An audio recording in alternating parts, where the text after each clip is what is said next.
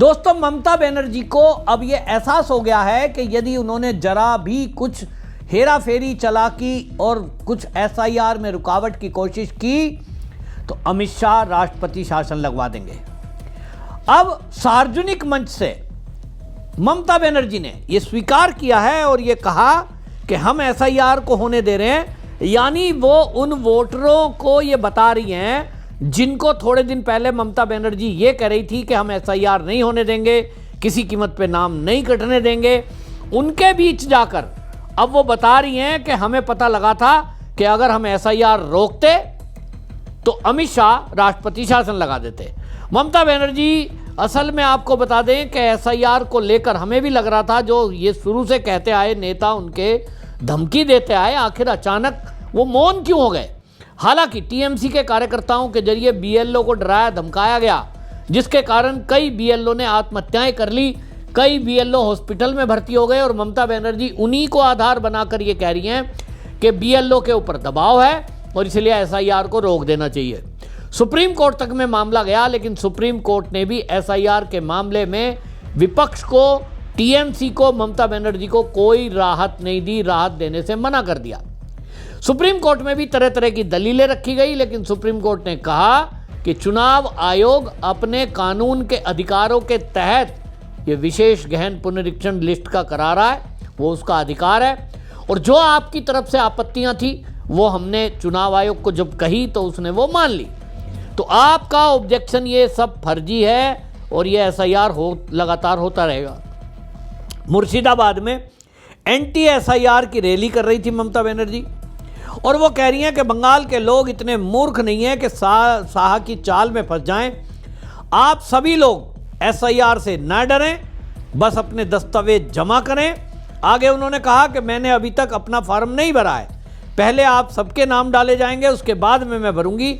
हर booth पर मे I help you camp लगेगा, वहां मदद लो। यानी ममता बनर्जी ये कह रही है कि टीएमसी के कार्यकर्ता हर बूथ पर अपना कैंप लगाएंगे, बूथ के कार्यकर्ता वहां बैठेंगे, वहां फार्म जमा करो, उनके आधार पे हम अपना बीएलओ को देंगे। ममता बनर्जी फिर ये कह रही हैं कि 40 लोग एसआईआर की वजह से मर गए, हमने उनको 2 लाख रुपए दिए हैं, इलाज वालों को 1 लाख रुपए दिया है जिनका मतलब बीमार है और इलाज है। दूसरी तरफ ममता बनर्जी ने उसी रैली में ये कहा कि एनआरसी और डिटेंशन कैंप, बंगाल में एनआरसी और डिटेंशन कैंप कभी नहीं होने दूंगी, गला रेत दो तो भी किसी को बाहर नहीं निकालने दूंगी, अगर किसी का नाम कट भी गया तो कानूनी तौर पर वापस डलवा देंगे। ममता बनर्जी को यहाँ शब्द ये कहना चाहिए था, वो एक प्रदेश की मुख्यमंत्री हैं, कि किसी भी बंगाल के निवासी का नाम नहीं कटने दूंगी। अगर ये कहे तो क्या दिक्कत है, वो कहती है किसी का भी नाम नहीं कटने दूंगी। भाई किसी का नाम क्यों नहीं कटेगा? जो लोग मर गए क्या उनका नाम वोटर लिस्ट से नहीं कटना चाहिए? जो लोग बंगाल से ट्रांसफर हो गए उनका नाम नहीं कटना चाहिए? जो लोग वोटर लिस्ट में घुसपैठिए हैं क्या उनका नाम नहीं कटना चाहिए? कटना चाहिए। ममता बनर्जी गोलमोल भाषा बोलती हैं, मैं किसी का नाम नहीं कटने दूंगी। और इसी पर बांग्लादेश में जो बांग्लादेश से आए हुए घुसपैठिए बंगाल में आ गए, उनको लग रहा था कि ममता दीदी तो साफ कह रही है नाम कटने नहीं दूंगी, सरकारी सहायता जो मिल रही है वो मिलती रहेगी, और इसीलिए घुसपैठिए लगातार बढ़ते रहे। लेकिन ममता दीदी एनआरसी और एनआरसी और एनआरसी और जो वो बोल रही थी कि ये जो है एनआरसी हो रही है, ये फार्म मत दिखाना, अब वो उल्टा बोल रही है कि एनआरसी नहीं होने दूंगी। भाई एनआरसी भी इसी तरह होगी। अगर आपको लगता है कि अमित शाह एसआईआर अगर मैं रोकती तो राष्ट्रपति शासन लगा देते, तो वही अमित शाह तो गृह मंत्री अभी भी है और वो रहेंगे, और थोड़े दिन बाद यहाँ सरकार बदल जाएगी।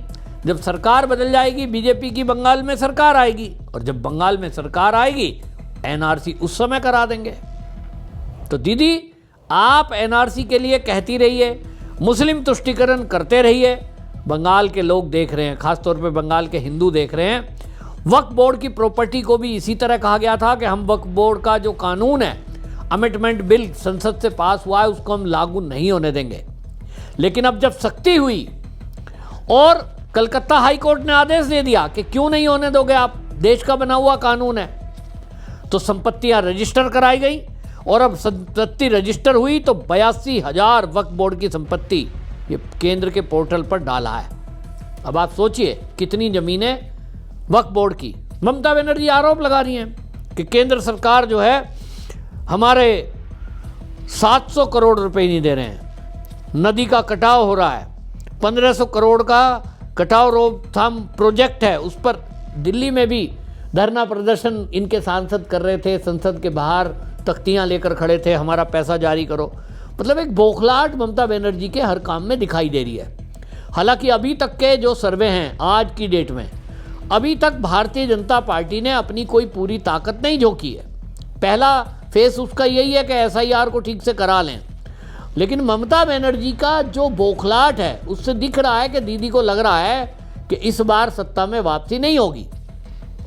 और आपको ये बताऊं कि जब सत्ता जाएगी तो उसके बाद ममता बनर्जी सरकार में जो घोटाले हुए हैं उनकी जांच हर मंत्रालय की होगी। जिस तरह से आपने दिल्ली में देखा जब सरकार बदली तो केजरीवाल का कोई मंत्रालय ऐसा नहीं था जहां भ्रष्टाचार ना हुआ हो। सारी फाइल खंगाली गई रेखा गुप्ता के द्वारा तो भ्रष्टाचार निकला। ममता बनर्जी का भ्रष्टाचार अभी तक जो सामने आया है वो भर्ती घोटाला आया है, भर्ती में हुआ, ट्रांसफर पोस्टिंग वाला घोटाला आया है। अभी जब सरकार बदलेगी तो ये TMC के नेता ज़्यादातर जेल के अंदर आपको दिखाई देंगे, क्योंकि इनके एक एक करके भ्रष्टाचार खुलेंगे। ऐसा तो हो नहीं सकता कि हर मंत्रालय में भ्रष्टाचार ना हो। और इसलिए ममता बनर्जी को लगता है कि सत्ता जरूरी है, नहीं तो जेल में जाएंगे। अब ममता बनर्जी को लग रहा है कि SIR नहीं होती तो राष्ट्रपति शासन लग जाता, और इसीलिए राष्ट्रपति शासन ना लगे ममता बनर्जी ने SIR होने दिया। ये ममता दीदी इनडायरेक्टली बोल रही है। तो भाई अगर आपकी सरकार के चलते आप NRC अगर केंद्र कराना चाहेगा अमित शाह, तो भाई अमित शाह NRC भी लगा लेंगे। अगर आप NRC को रोकोगे तो भी राष्ट्रपति शासन लगेगा। लेकिन NRC करेगा कौन? उसको लागू करने के लिए राज्य के ही कर्मचारी चाहिए, राज्य की ही पुलिस चाहिए।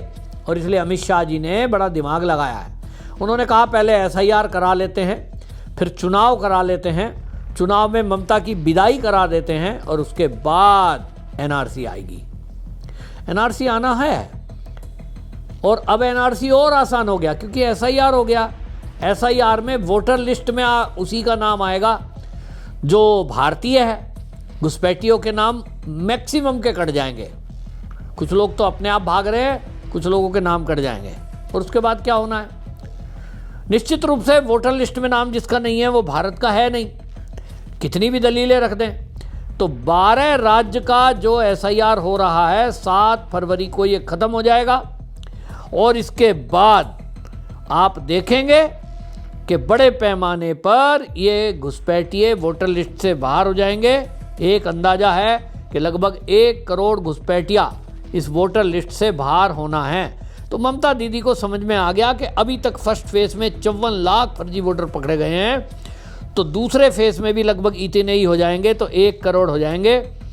और इसीलिए ममता बनर्जी ये देख रही है कि भारतीय जनता पार्टी अब जिस तैयारी से लग रही है, अभी आपने देखा ना कि कोलकाता में क्या हुआ है। कोलकाता में वहाँ धीरेन्द्र शास्त्री और सारे संत जो जुटे और वहाँ गीता का जो पाठ हुआ, 5 लाख उसमें बंगाल के लोग जुटे। पूरा मैदान खचाखच भरा हुआ था और वो पूरा भगवामय हो रहा था। और इसी सीन को देखकर ममता बनर्जी को दिख गया कि मुस्लिम तुष्टीकरण करते करते करते हिंदू वोटर TMC से दूर हो गया है। और इसीलिए दीदी को अब ये दिख गया कि सत्ता भी जाएगी तो जेल भी जाना पड़ेगा।